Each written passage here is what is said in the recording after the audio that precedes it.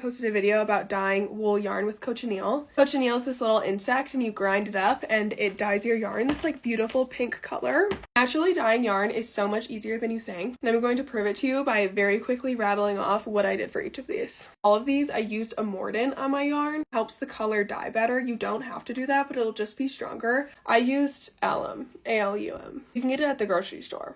And I just kind of guessed. I was like throwing a tablespoon here, throwing a tablespoon there. They all came out fine. I did a video yesterday showing what I did for the cochineal, but basically like poured a ton into a mortar and pestle, ground it up, added it to water. Black beans. A lot of these I used this same wool. It's like this natural 100% wool from Canada. Black beans were super cash. You'd put a ton of black beans in a bucket of water and like 4 days later came back and strained the beans out, and then you just put the yarn cold in that water. And like 2 days later you come back and wash the yarn.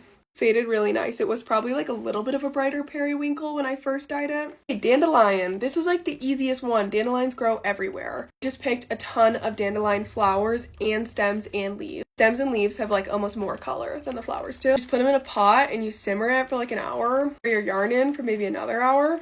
Came out such a bright yellow. It's like a little more mustardy than it is on camera. Also did some superwash wool. Superwash tends to come out a little bit brighter with dyeing. This one was so fun. This was a random flower from my backyard called grape hyacinth.